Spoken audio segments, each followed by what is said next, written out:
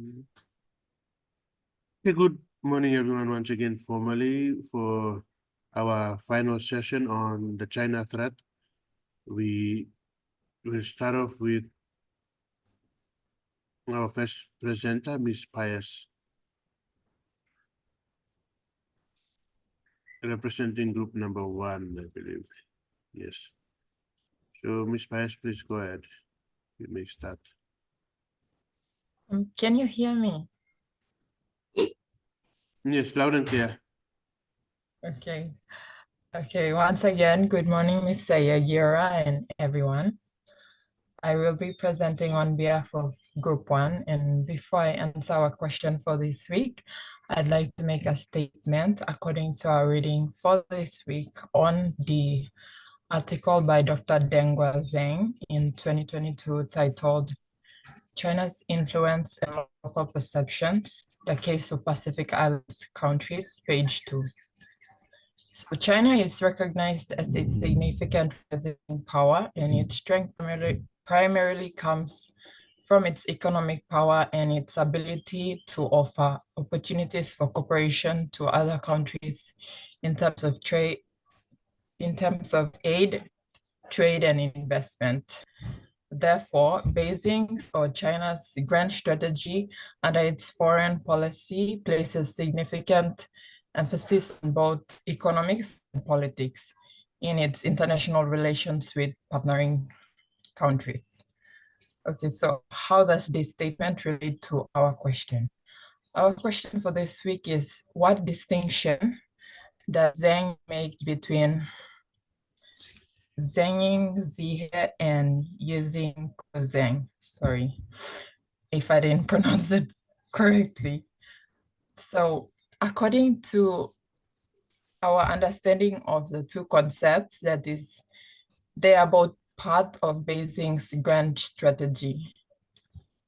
So according to Zheng and Smith, cited by Dr. Dengua's article, the concept of Zhenging Zihe is defined as the combination of politics and economics.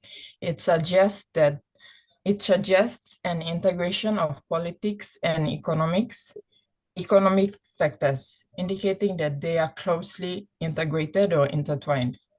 On the other hand, the concept of using Kuzheng is defined as the use of economics to promote politics. This suggests that economics is used as a tool or means to advance political objectives. In this context, economics serves as a mechanism for furthering political goals. So in summary, while both concepts involve the relationship between politics and economics, the distinction is that Zhenging Zihe emphasizes their combination or integration, whereas Yizing Kuzheng highlights the instrumental use of economics to achieve political ends. Thank you, and I hope it's clear, and that's all from Group 1. Thank you, Ms. Pius, and thank you, Group 1 as well. We now move on to Ms. Junenberry. Jerusa.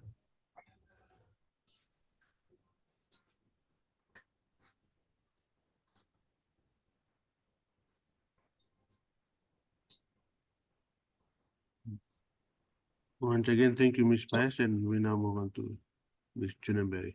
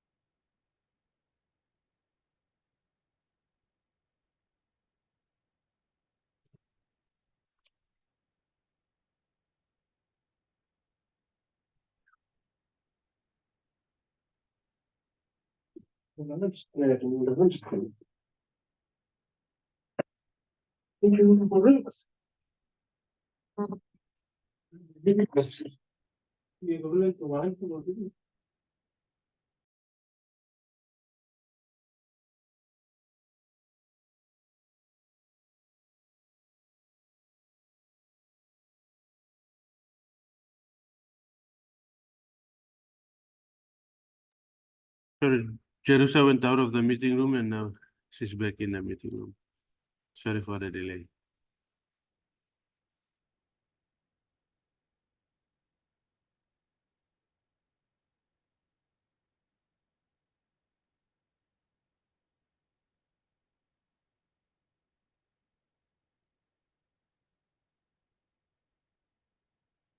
We give you a few minutes to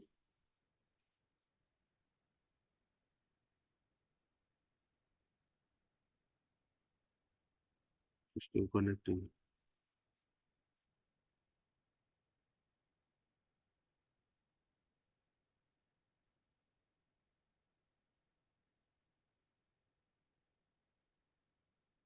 Connecting.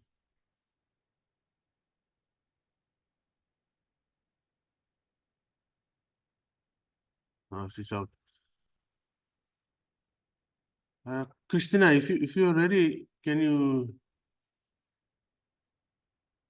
do your presentation now while we wait for Jerusha? I think she's experiencing technical issues, so we'll move on to Ms. Covea.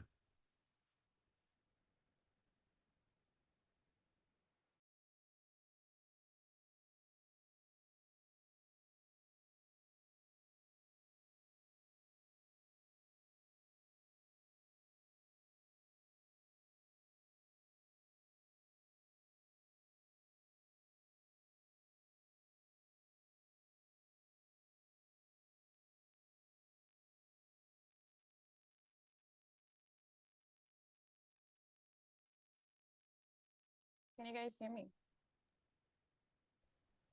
Oh, okay, Jerusha, you're back. Okay, then you can go ahead with your presentation and then we'll take Christina after. Sorry. Go ahead, we can hear you loud and clear.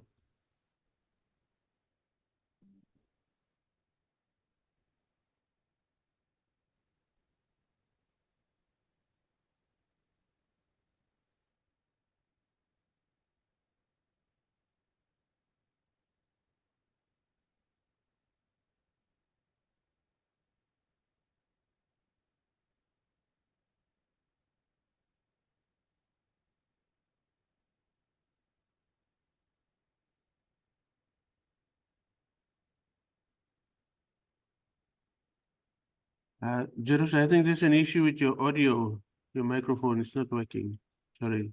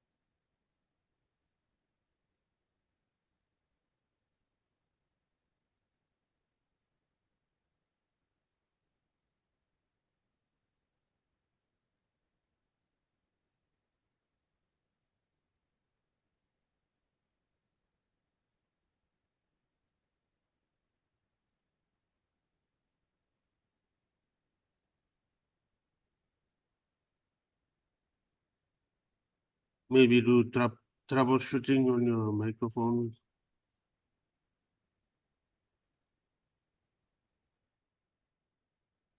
While Jerusha is sorting out the technical issues, sorry, Christina, we'll hear from Christina in the group. Christina, you can go ahead with your presentation while we give time to Jerusha to check the audio and address the issue with the microphone.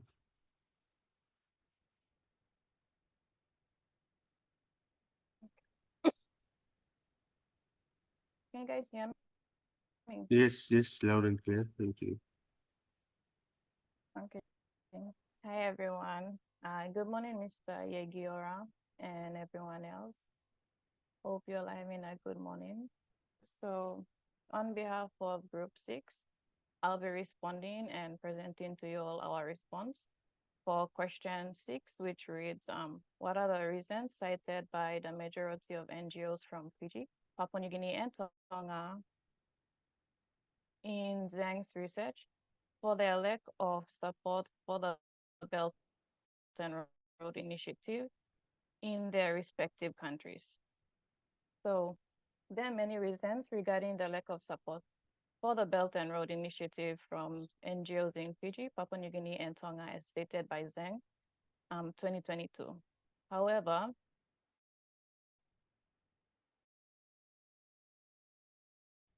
reasons were shared and agreed by the majority of non-governmental organizations, or I'll be stating some of these reasons. So firstly, they or the NGOs have negative perceptions of Chinese aid in terms of opportunities to use local workers and materials, environmental impacts, project qualities, and transparency. So the workers in their projects for convenience and communication and management, for instance, many Chinese contractors preferring hiring Chinese workers because they share a common knowledge and culture. Secondly, Chinese aid is dubbed as an image project. So although they've helped to build infrastructures,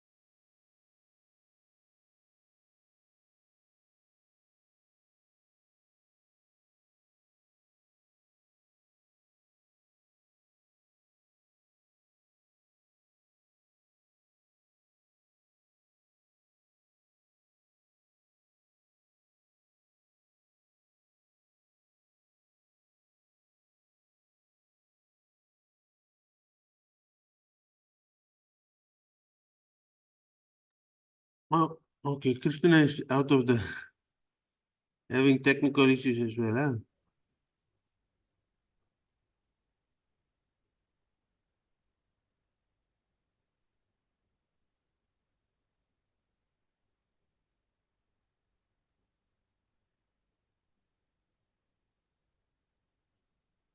Mr. Sir, I think it's the network. Oh, okay, okay. Must be the network. Sorry, Turun. Sorry, you can I continue. should use my own data. All right, it's okay. You can continue and try. The internet is not stable.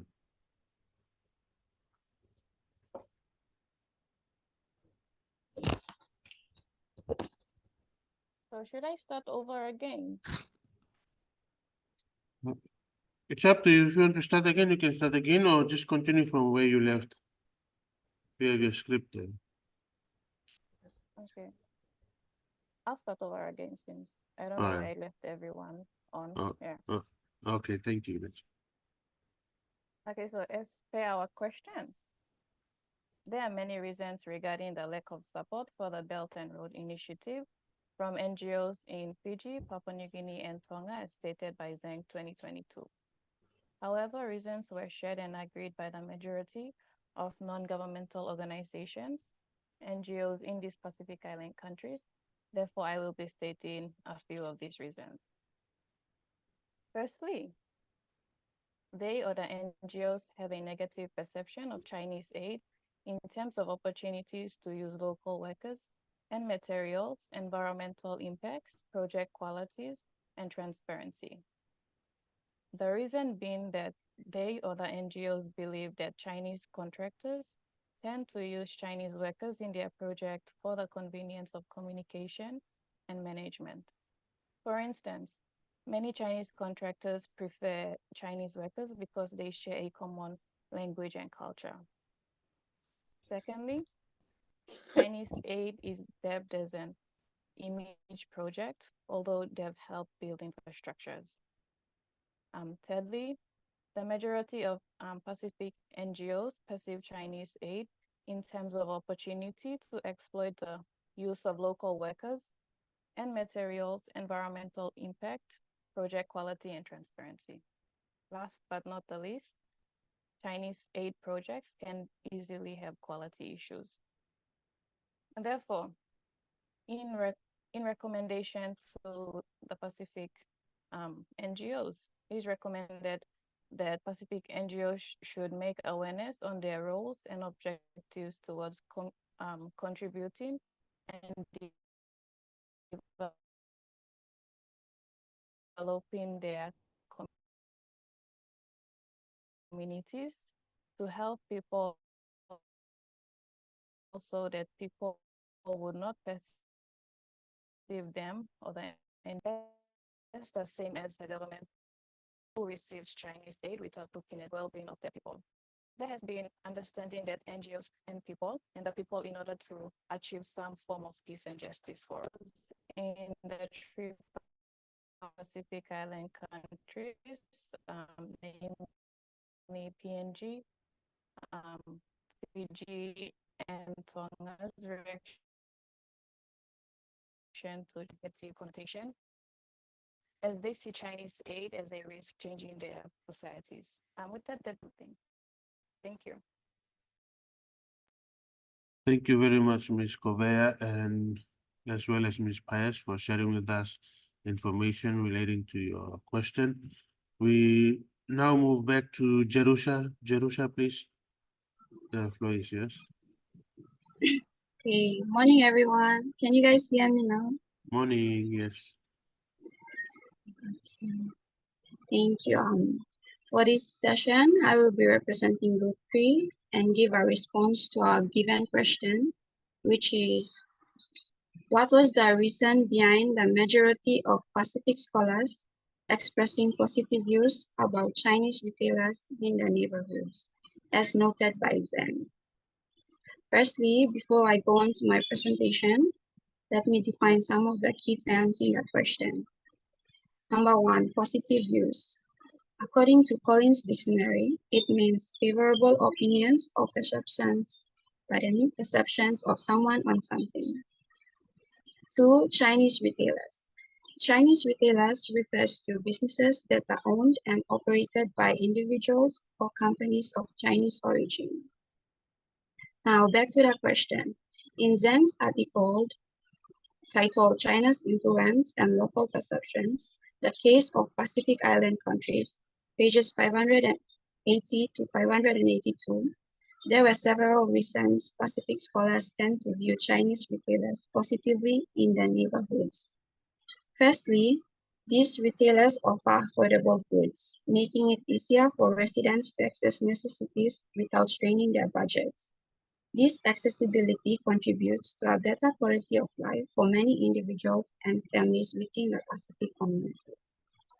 Additionally, the presence of Chinese retailers creates job opportunities, which is particularly significant in areas where unemployment rates may be high.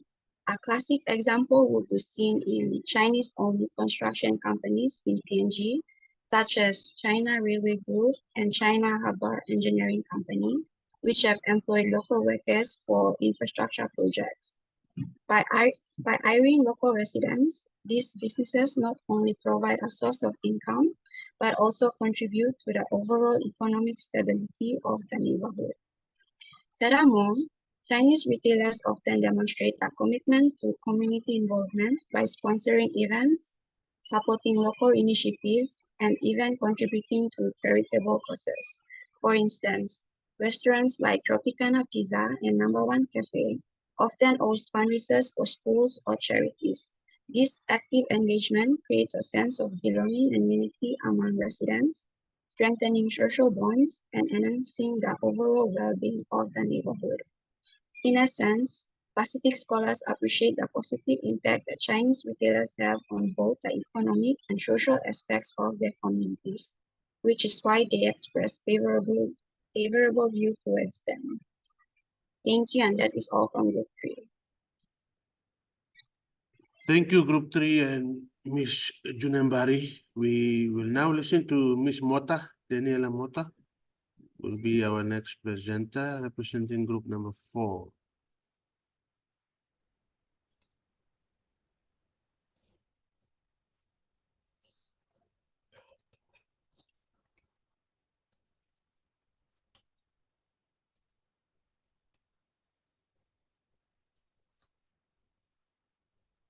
Can you all see me or hear me?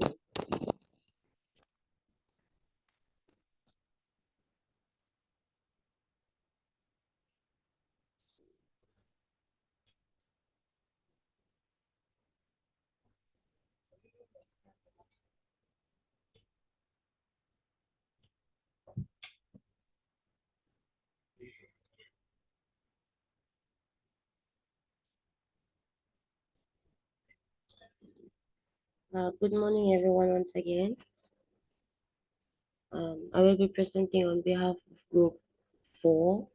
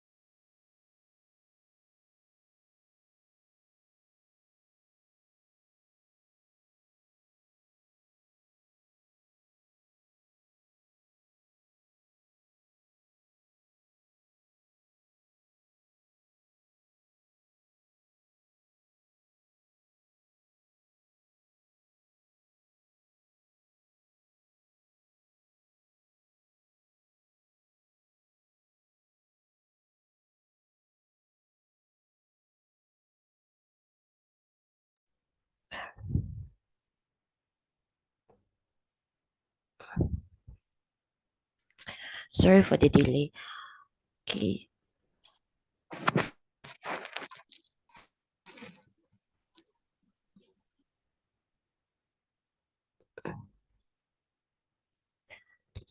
According to the article, China's influence and local perceptions.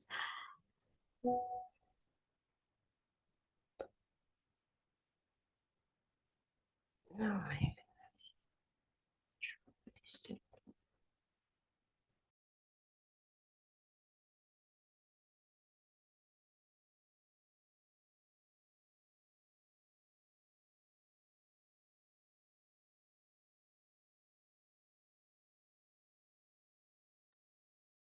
Ms. Mota, we can give you some time and while we move on to William.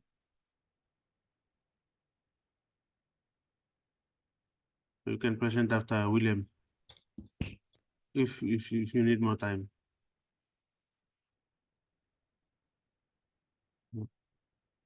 Please, William, go ahead while we give. Mr. Ms. Mota. Can you hear me? Yes, loud and clear. Thank you. Okay. Good morning, everyone. I'll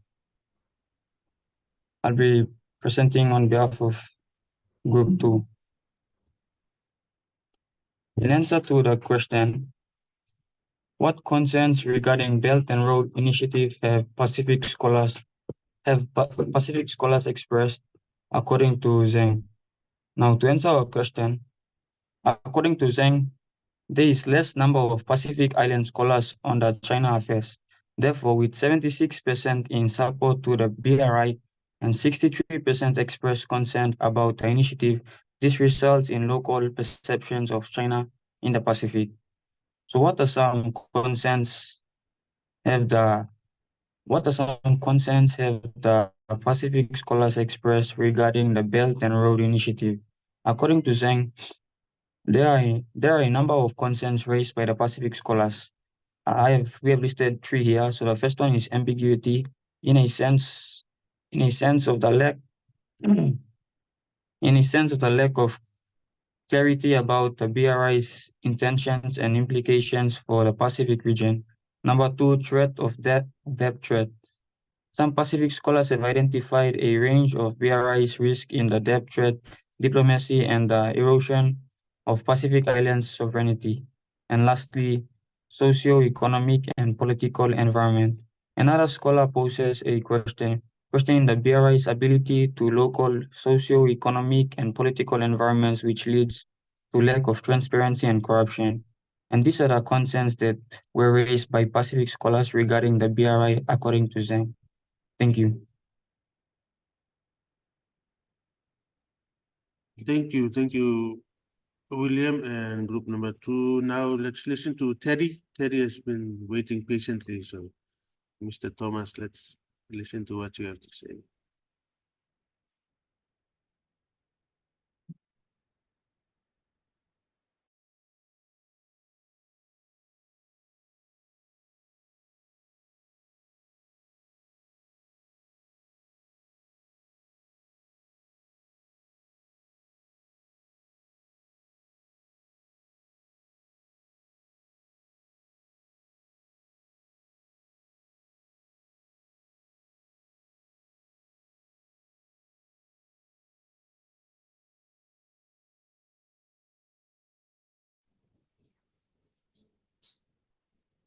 Mr. Can you hear me? Yes, thank you, loud and clear. Again, good morning, Mr. Igor and fellow classmates. I'll be presenting on behalf of Group 5. Group 5 question reads, what were the reasons behind PNG and Fijian students expressing negative views about Chinese aid? The increased geostrategic competition between traditional powers and China in the Pacific region raises questions such as how much influence does China have in the Pacific? What is driving China's growing influence in the Pacific, and what the BRI's future in the Pacific region will be? In Dr. Zhang's research, China's influence and local perceptions, the case of Pacific Island countries, both PNG and Fijian students express negative views. Their views were regarded as negative due to scoring highly on a scaling test based on the following reasons. Chinese aid project used too many Chinese workers and materials. China deliberately sets debt traps for Pacific Islands. Chinese aid projects lack transparency regarding application, approval, and terms. Chinese aid mainly benefits politicians rather than ordinary people in the Pacific. Chinese aid leads to more corruption in the Pacific, and Chinese aid projects are mainly image projects. However, the Fijian students' scores were high, which shows they were more concerned than the PNG students. But both sides expressed equal concern over the debt trap their respective countries were entering, believing China would seize their countries as assets if they could not repay Chinese loans. That's all, and thank you for your attention.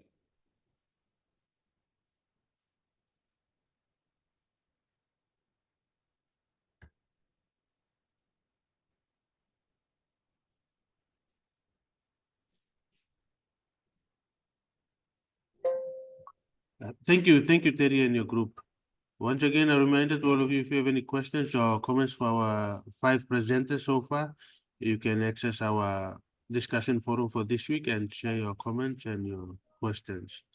We are now down to our 2 final presenters, so we will listen to Patrick and then we will conclude with Daniela. Please, Patrick, go ahead.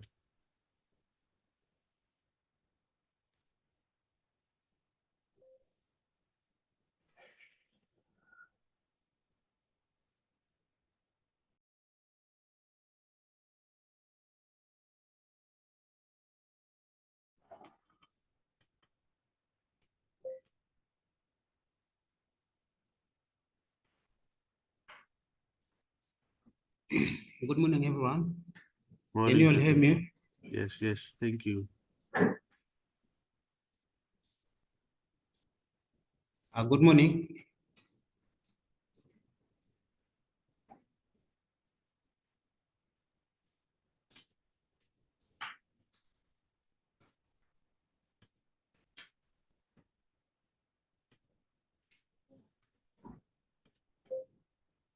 Good morning. Morning, you can go ahead with your presentation. Thank you, Patrick. I'll be presenting on behalf of my group, Group 7, based on this question. What specific concerns regarding Chinese aid have Pacific non-group organizations expressed, according to Zhang? So based on the provided information from Deng Hua Zhang's research, Pacific non-group organizations have expressed several specific concerns regarding Chinese aid. So here are some key concerns which the NGOs have expressed. So the first one is no strings attached claim. So the Chinese government says they give aid without conditions, but most NGOs in Papua New Guinea and Tonga disagree with that. So in Fiji, all NGOs also don't believe these claims. So this shows they doubt that the Chinese aid is really given without conditions. So the second concern raised by NGOs are debt traps. Many NGOs in the Pacific are worried about the problem of debt. A lot of NGOs in Fiji, Tonga, and Papua New Guinea think that the aid from China is making the debt situation worse in their countries. The third concern raised by NGO groups are government-centric aid, so which means that aid concentrated in the government sectors and that does not go out to the general public. So people are saying that the aid from China, which are delivered through the government, is being criticized. So they say it avoids important things like democracy, human rights, and good governance.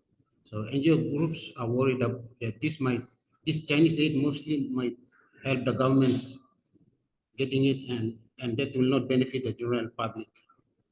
The fourth concern is image protect versus public benefits. While some think that a few Chinese aid projects have helped regular people, many NGOs in Fiji believe that most Chinese aid projects are more about creating a good image than actually helping the common people. The next concern raised by the NGOs are negative perceptions on various aspects.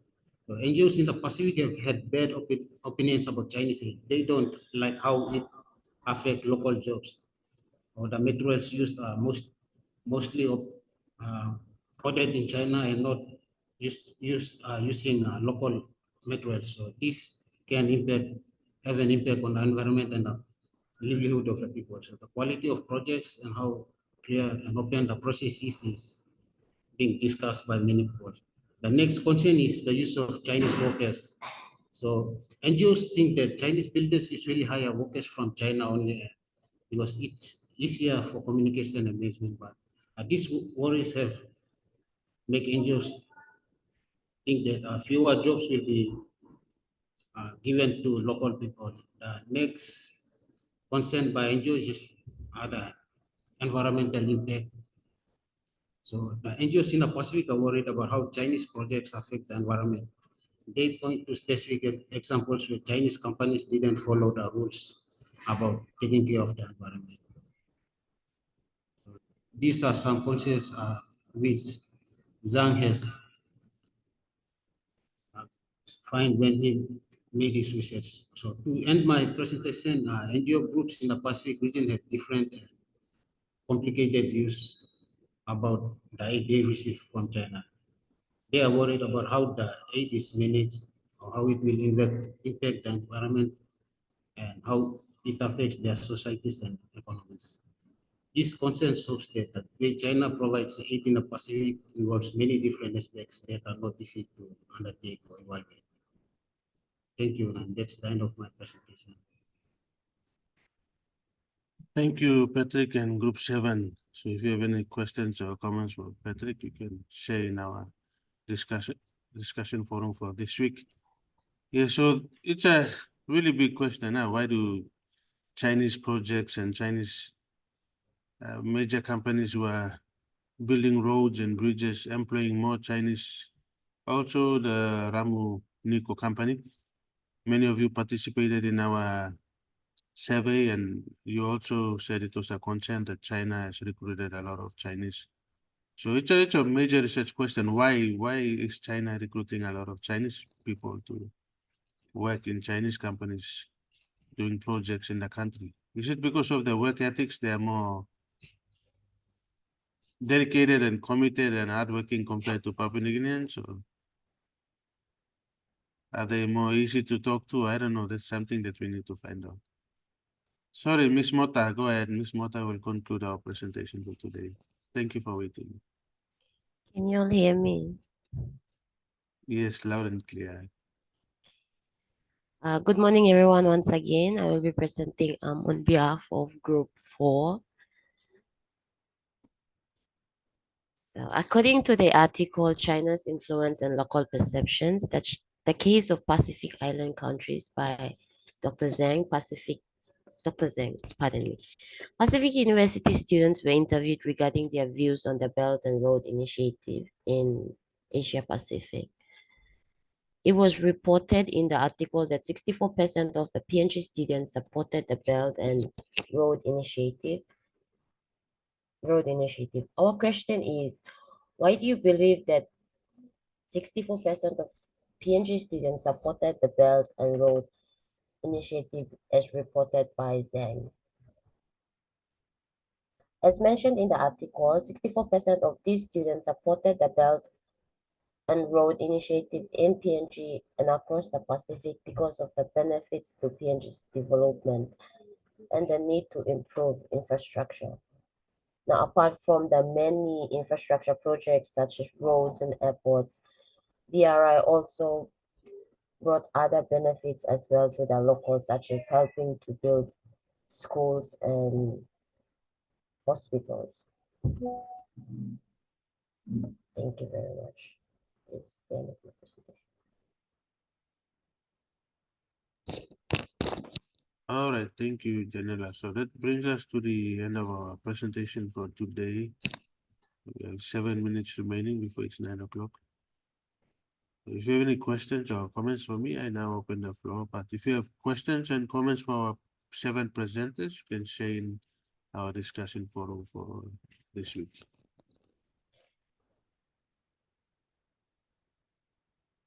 Okay, so 7 minutes remaining, going to 6 minutes. Any questions or comments for me? You all know what to do. You're following our program.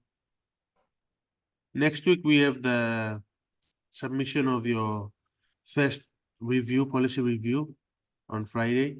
And on Monday, we have a discussion with Mr. Samuel Bariasi. And on Friday, we will listen to the Australian High Commission. Mr. David Port from the Australian High Commission will talk about the China, sorry, not China, PNG Australia Defense Security Agreement.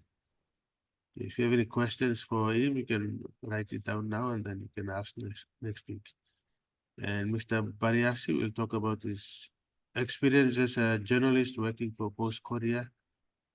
And then now he's working as a communication officer for Red Cross. So he will share his experience and talk about security, how it's reported in the media and his current job experience.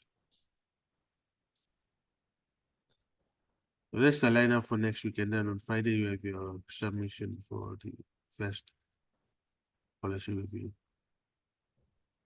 But if you have any issues, any questions, anything you need further clarification, just email me and let me know. You also have my WhatsApp, so share a voice message or text message via WhatsApp so I can respond accordingly.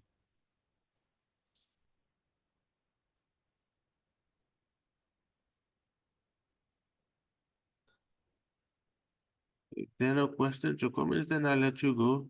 Apologies for the network. We were supposed to have this lecture with Mr. Richard McGregor on Monday, but unfortunately, due to the network outage issue, rescheduled to Friday 8 o'clock. So on Friday 8 o'clock, make sure you join us via the meeting link, and we will listen to Mr. McGregor talk about China and his experience as a journalist working in China and other parts of the world, and his point of view about China in the Pacific region. Is China a threat, or is China a good bilateral partner that we should work closely with in order to develop our country, PNG? And is China's Belt and Road Initiative a good policy that we can capitalize on and get them to help us develop our infrastructure, connect PNG, work in line with Prime Minister Marape's signature policy, PNG Connect? So these are issues that you need to think about as future policymakers and decision makers or leaders of the country. So you can decide whether China is a threat to PNG or China is a good bilateral partner that we should work with in order to encourage more development in our country, infrastructure and other forms of development as well. Okay, so with that, I'll stop here and let people go. It's going up to 9 o'clock now. So thank you very much for rescheduling and for giving me this time to stage this final session. And I wish you all the best in your write-up for the policy review. If you have any questions at all in regards to the write-up, please communicate with me during my consultation hours next week. If you want me to schedule a Zoom meeting, let me know so I can have a Zoom link for the consultation hours. I'll just create a Zoom meeting link and send it to all of you. So if you have a question, you can come into the meeting room and ask me a question. So I'll do that next week. So if you have any questions or comments in regards to the policy review, then you can join me during the consultation hours to talk more. All right. Okay. So see all of you on Friday again. You all have a good day and take care of yourselves. And thank you to the 7 presenters who represented the 7 different groups. I hope you all took note of what they shared with us. And if you have any questions, comments, utilize the forum. All right. Okay. So bye for now. Have a good day.